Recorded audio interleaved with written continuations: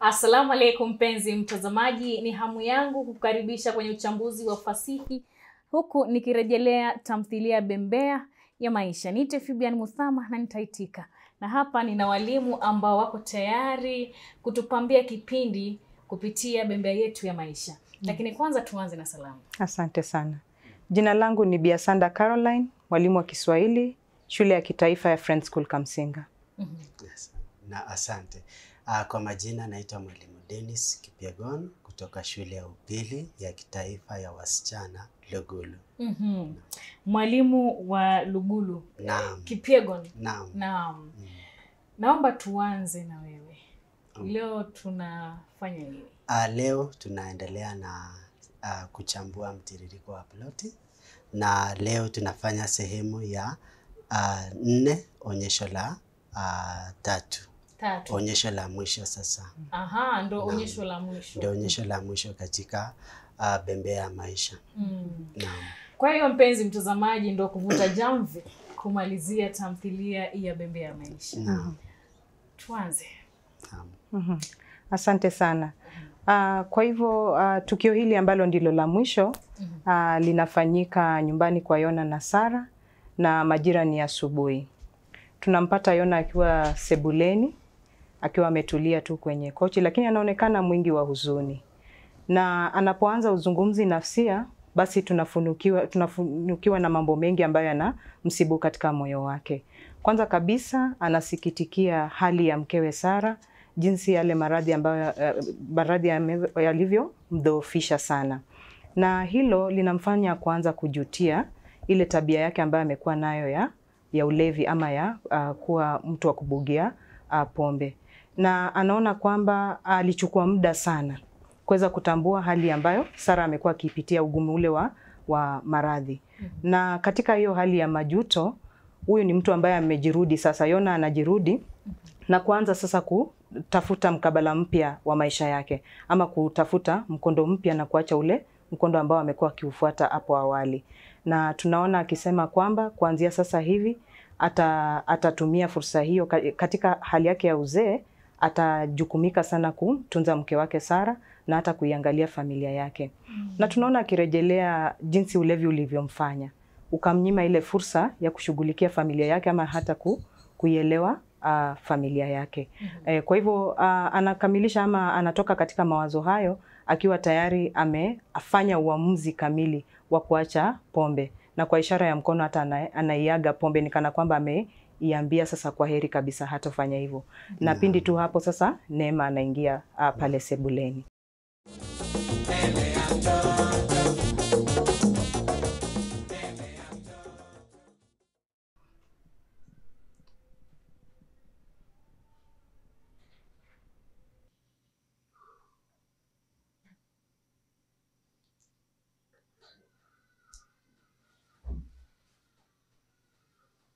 Maskini mke wangu, kumbe ugonjwa huku msaza mwaka baada ya mwaka. Umemla bila huruma. Awali niliona kuwa mchezo, kumbe ilikuwa kweli. Kauli yake ninaona imesimama, ni mwela hakika. Laiti ningejua jana ningeishi tofauti. Silesi zetu za maisha tungazila zilivyokuja kwa furaha. Siku hazigandi, wala jana haitarudi. Sasa jana imebakia kuwa kumbukizi baada ya kusombwa na wakati. Mfano wa mafuriko msimu wa masika. Kwa bahati nzuri bado tupo. Ezaiachia dunia tabasamu iwe silesi kwa vizazi vijavyo, na kila mwenye nia njema. Siwezi kuendelea kuishi hivi. Sasa nimeikata shauri. Lazima niache njia zamani na niufuate mapya. Maisha mapya. Pombe. Umenichezesha kama mwanasesere kwa muda mrefu. Umeninyima mimi fursa ya kuelewa familia yangu. Hapana. Siku zangu za uzeeni lazima nizitumie kumwangalia mke wangu mgonjwa. Lazima nimshukuru kwa vitendo kwa jinsi alivyojitolea kuijenga familia yetu. Kwaheri pombe. buriani.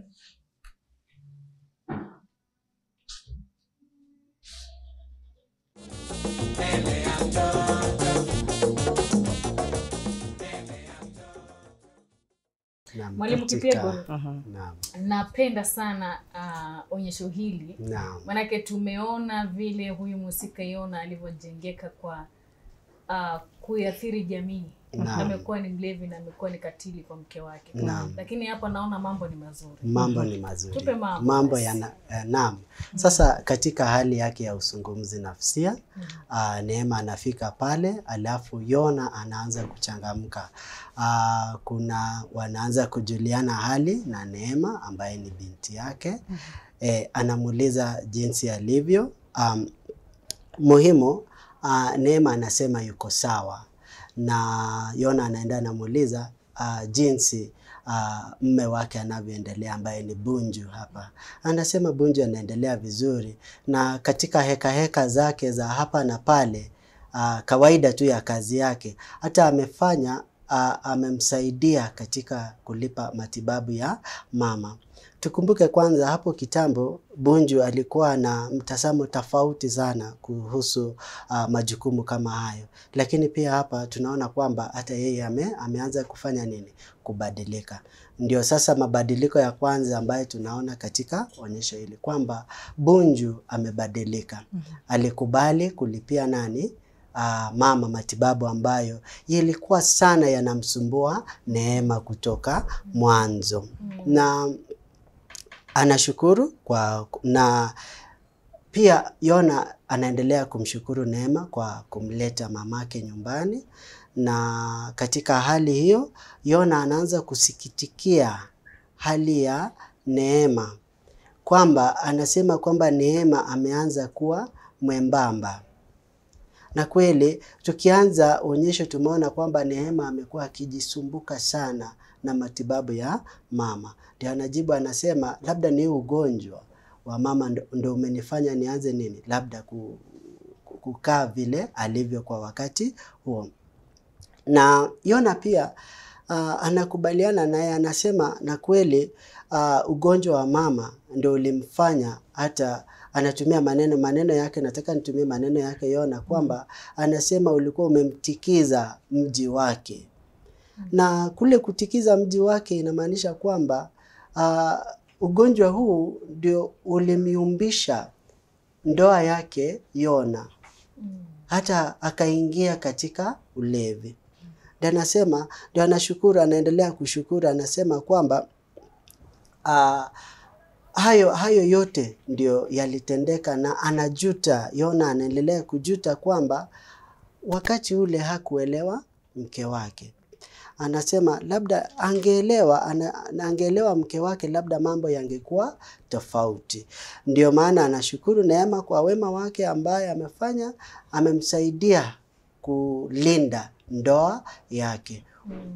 Yona anaona kuridhika sana, anaanza kuridhia na anamshukuru mtoto wake kwa ni watoto wangapi wangefanya hivyo, kuhakikisha kwamba labda ndoa ya baba na mama inasimama, hata kwa akipitia machungu ambaye Neema anapitia kwake, kule Bunju kukataa kumsaidia kazi za nyumbani. Bunju anaona kama alikuwa amewacha kazi zake. Bunju kumuona kwamba labda anadekeza mtoto. Naam, hayo ndio mambo ambayo yalimfanya ama yalimsibu Neema.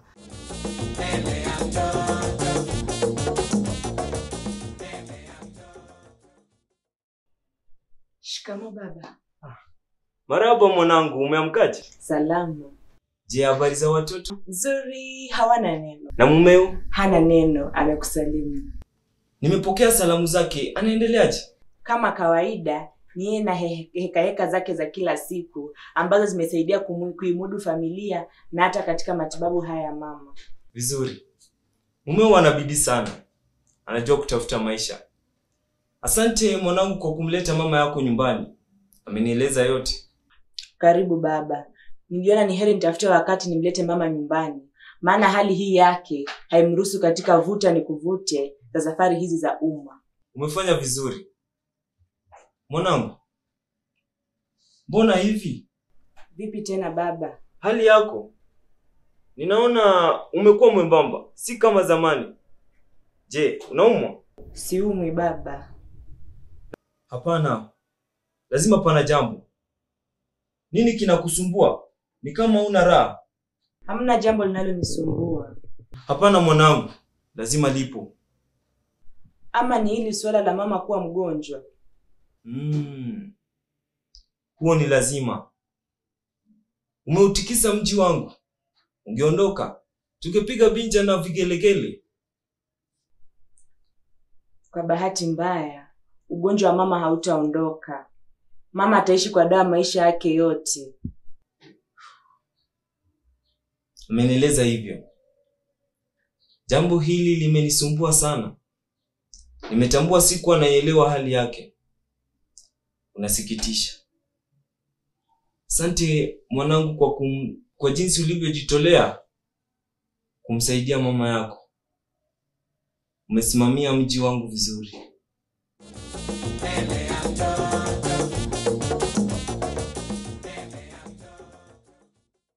Na tukiendelea katika ukurasa wa sasa, tukienda hapo mbele, mwenzangu taendelea kueleza. Na napenda sana Mwalimu Kipyego namna unavyoelezea, hasa tumetoka kwa mhusika ambaye ni mwanamume amebadilika na ameridhia matukio. Na vile vile tumepata Bunju ambaye pia ni mhusika mwanaume wa pili. Vile vile naye ameridhia mabadiliko. Kile kidogo tu labda kabla hajashika ni kwamba alimwambia kwamba Neema, kule ugonjwa nimesema ulikuwa umeitikiza mji wake. Ndio sasa Neema anasema hata hivyo mama hawezi akafanya nini? Akaondoka. Ataishi tu kwa dawa. Anasema kwamba mama ataishi kwa dawa maisha yake yote. Ndio Yona anasema kwamba mama alikuwa amemweleza haya yote na waliongea yote na amekubali. Naam. Mwalimu umetaja kitu kama kuondoka. Huku kuondoka ni kupi? Labda nikirejelea Bi Asanda. Asante. Kwa hivyo kuondoka ambako kunarejelewa hapa ni kule kwa ugonjwa. Kwamba haya maradhi ambayo yamemsibu Sara hayatatibika. Yatapunguzwa tu ama atapewa zile dawa kumpa nafuu. Kwa hivyo kinachozungumziwa hapa katika ile dhana ya kuondoka ni yale maradhi. Kwa hivyo Neema anasikitika kwamba maradhi yanayomsibu mama hayataondoka. Kwa hivyo Sara ni mtu ambaye ataishi kwa dawa maisha yake yote. Na tunaona Yona sasa akijutia kwamba hakulitambua hilo mapema, na kumshukuru Neema kwa kujitwika mzigo huo wa matibabu ya mamake Sara. Kwa upande huo mwingine tunaona Neema pia akimshukuru babake kwa malezi ambayo amewapa na kuwafikisha katika ile nafasi ambayo wako ndani sasa hivi. Na kwa hivyo wanapokuwa katika mazungumzo hayo, Yona anaona kwamba hakuwapa malezi ambayo alitarajia kuwapa. Kuna jambo ambalo kidogo anaona hakulitekeleza kama baba mzazi kwa maisha ya watoto hawa. Na Neema anataka kujua baba jinsi anavyoendelea pale kijijini. Na tunafunuliwa majukumu ambayo Yona amekuwa akitekeleza pale kijijini. Hivi kwamba watu wanakuwa muona Yona kama mtu ambaye hajukumiki pale. Lakini anatupatia msururu wa mambo ambayo yeye huhitajika kutekeleza kila siku. Kwa kutaja tu labda ni yarejelee. Kama vile yeye ndiye anahitajika kufungulia ng'ombe, kuku pia pale wanamgoja asafishe kile kizimba chao kwa kutoa kile kinyesi, kiamsha kinywa kinamsubiri pale akiandae. Baada ya pale vyombo vile viko pale, kazi ya shamba na pia kuwasimamia wafanyikazi kama wapo. Na kwa hivyo pale anapotaja wafanyikazi kuna mjadala ambao unazuka. Barabara kabisa kama huyo ni mtu ambaye mwanamume ambaye anafanya kazi za nyumbani ambazo kwa kweli unatoa uchafu wa chumba cha kuku kama mwanamume. Naona hapo mambo yananyooka. Hatimaye yamenyooka kabisa.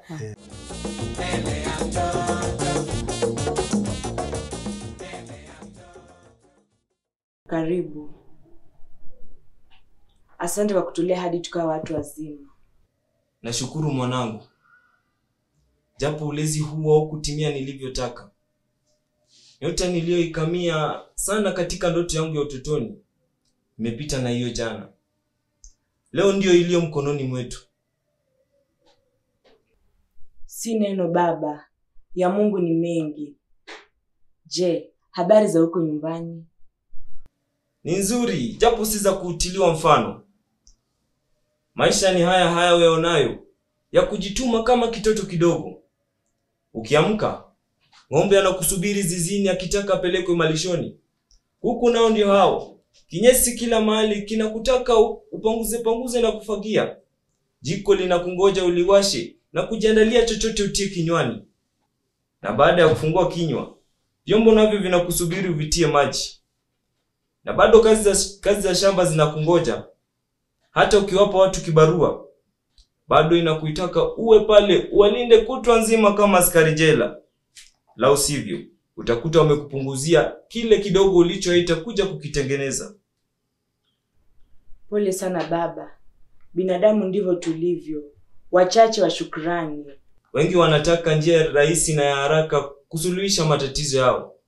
Wanafikiri ukitoa kibarua unajiweza sana. Hasa kama na mtoto aliyeajiriwa. Wao wanajua kuna kitita cha pesa unamwagiwa kila mwisho wa mwezi. I wish wangeelewa. If wishes were horses, beggars would ride. Baba, kumbe bado haifahamu semi. Ndivyo. Nitasahau vipi? Akili zako bado sharp sana baba.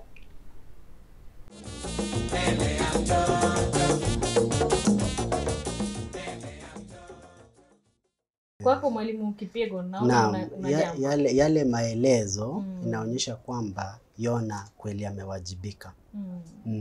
Na kuwajibika kwake, ingawa Neema anasema kwamba binadamu ndivyo tulivyo, hawana shukrani. Kwamba wengi wanataka njia rahisi, kwa sababu kumbuka walikuwa wanatafuta mtu ambaye atafanyia kazi wa kupata. Kwamba labda kuna wale ambao wanatafuta njia mkato ya maisha. Hata nakumbuka wale ambao akitoa kibarua labda ataonekana kwamba yeye anajiweza. Na pia labda kwa sababu ya kuwa na mtoto ambaye labda wanafikiria anafanya kazi, ndio watu wataona kwamba huyu labda pia anapewa pesa nyingi mwezi ukiisha. Sasa watu labda hawaji kumsaidia vile anavyotaka. Na mjadala huo ukiendelea, baba Dema anasema kwamba angetamani sana wale watu wangekuwa anajua kila ambacho kipo. Na Yona anatumia maneno ya Kiingereza kuchanganya ndimi. Alisema I wish, Neema anasema I wish wangeelewa, lakini Yona anasema if wishes were horses, beggars would ride. Sasa Neema anaona kwamba bado babake akili zake ni nzuri sana. Na sasa anaanza kumuuliza kuhusu labda masomo yake. Baba anaanza kujisifu, anasema kwamba yeye alikuwa ni mwanafunzi bora na alikuwa mwanafunzi wa kwanza katika kijiji Kisima kutoka wapi? Juoni.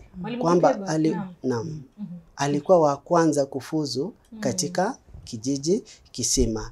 Na pale bado anasema kwamba aliwacha rekodi ambayo mpaka saa hii haijafanywa nini? Haijafunjwa. Na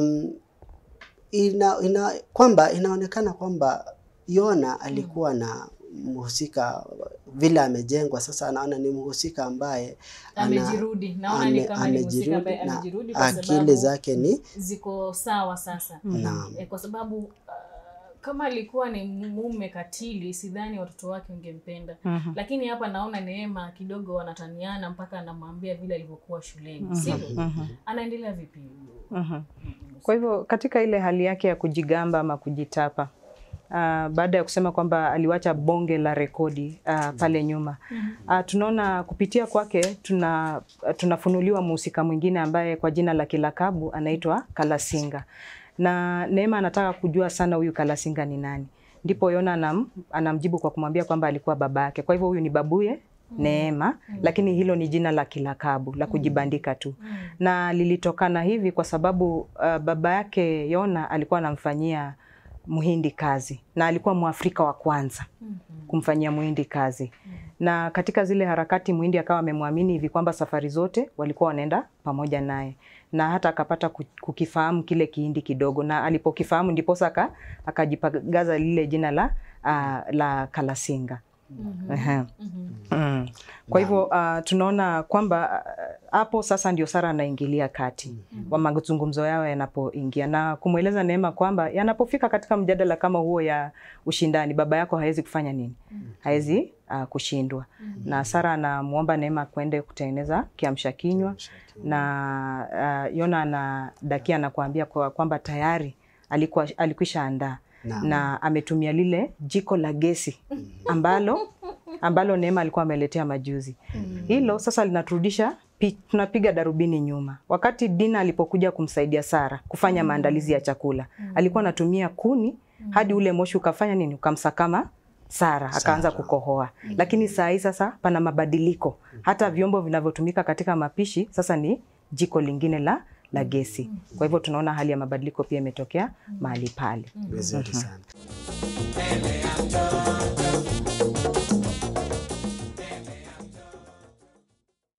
Baba yako ashindiki kwenye mjadala kama huu. Anaweza kuongea kutwa nzima.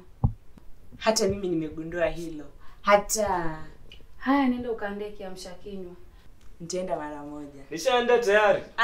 Baba nawe. Hilo jiko la gesi ulilotununulia hivi majuzi limesaidia pakubwa. Nilikuwa namngoja mama yako amke tupate sote kwanza kwa pamoja. Zamani tukifanya hivyo, lakini hatukuidumisha desturi hiyo. Mama yako anaelewa. Nilipopata harufu ya mahamri, nilijua bila shaka kwamba baba yako ameingia jikoni.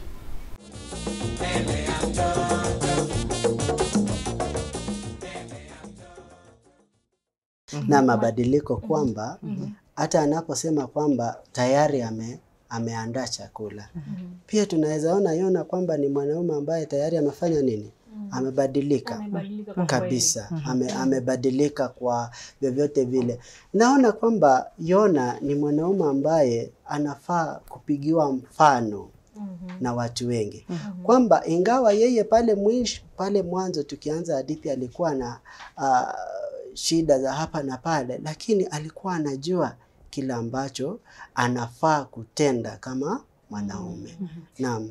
Tayari na ndio maana hapo amesema ameandaa kwamba mamake Sara anasema, na kweli niliposikia harufu ya mahamri na nilijua aliposikia harufu ya mahamri alijua kwamba baba ameingia wapi? Jikoni. Mama yake na baba mama Sara. Sasa si mwalimu wenzangu amesema sasa Sara amefika. Naam, sasa aliposikia harufu mama Sara ambaye ni mkewe akajua kwamba tayari ameandaa chakula. Na ndio Neema anashangaa, baba, kwani baba anaandaa chakula? Ndio anamwambia, sasa nyinyi watoto mngeona siku gani? Nyinyi mlikuwa mnaenda skuli kutoka asubuhi hadi jioni, mngemwona baba saa ngapi akiandaa chakula. Pia inatuambia mambo mengi kuhusu ndoa yao. Kwamba labda Neema Sara hangesimama kwa ndoa kama hangekuwa anajua mmewe. Ndio kutoka mwanzo alikuwa anamtetea mmewe kwa vyovyote vile. Naam. Na labda nikichukulia tu hapo. Kwa hivyo huo uvumbuzi unamfanya Neema kutambua kwamba wamekuwa wakimlaumu baba yao pasi kujua chochote kizuri kumhusu. Kwa hivyo watoto hao wamekuwa wakimtazama tu baba kwa ubaya peke yake. Na hili Neema analitambua kwamba baba kumbe amekuwa akimsaidia mama kupika. Na hilo sasa linamfanya Neema kuomba babake msamaha. Na katika hali hiyo Yona anatamani kwamba wadogo wake pia wangetambua hilo na pia wajirudie ama wajirejelee. Na Yona sasa hapo Yona anakiri kwamba ama anaapa kwamba atamlinda Sara katika uzee wake wote. Na tunaona Sara sasa ni mtu ambaye amelemewa sasa na hisia kutokana na kauli ile ya mume wake ambayo labda kwa muda hakuwa ameipokea. Na analemewa na hisia, na wawili hawa onyesho linaisha kama wawili hawa wamemsogelea Sara na kumkumbatia. Naam. Ndivyo onyesho linaisha, na kwa hivyo kuhitimisha kitabu hiki. Na mwisho anaapa kwamba kumsaidia. Anaapa, Yona anaapa kwamba atamsaidia mkewe kwa vyovyote vile. Anamalizia kwa maneno yake, anasema taabu zako zitakuwa zangu. Ni mabadiliko makubwa ambayo yanatendeka katika tamthilia ya Bembea.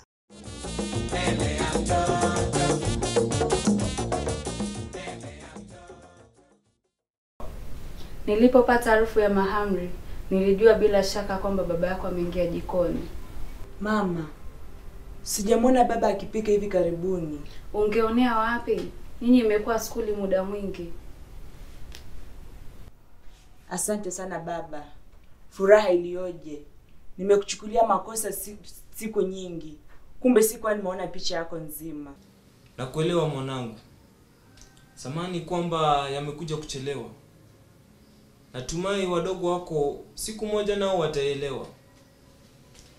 Samahani mke wangu. Siku anajua upeo wa ugonjwa wako.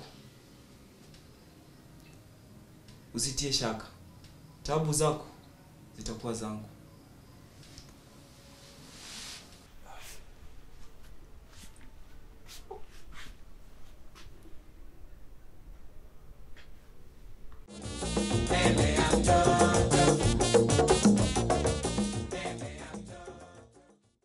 Nafurahia sana kwa kweli kwa sababu umeyashika kwa kisawasawa na umefikiana na mhusika Jona kwamba amebadilika hasa kwenye kuwajibika hata kwa majukumu ya mwanamke ambaye ni mke wake na kumsaidia. Tumeona vile. Labda tu niulize swali la mwisho. Tamthilia hii inatufunza nini katika jamii kwa maoni yenu tu? Mimi funzo kubwa ambalo nimepata hapa ni kutokana na ile kauli ya mhusika Dina ambaye amehitimisha tamthilia hii kwa kusema kwamba dunia ni nyumba ya mitihani. Na kwa kweli ukimwangalia kila mhusika ambaye labda ametajwa hapa, wengi wao wamepitia mitihani mingi katika maisha. Sasa kazi ni kwao kufuzu ama kutofuzu mitihani hiyo. Hilo ndio hitimisho langu kuhusiana na tamthilia hii ya Bembea. Na naamini pia umeafikiana. Nafikiana kabisa. Dunia ni mtihani wa maisha. Mtazamaji, watasema siku zote ukiondoka kwa joto utarudi kwa baridi. Hii imekuwa ni Bembea yetu katika tamthilia hii ya Bembea ya maisha. Mengi tumejifunza. Endelea kutizama Edu TV, lakini kwanza tunatamatisha kipindi hiki cha uchambuzi wa tamthilia Bembea ya maisha. Nimekuwa wako Fibian Muthama na mwalimu Bia Sanda. Bwana Kipyegon. Kwa heri kwa muda.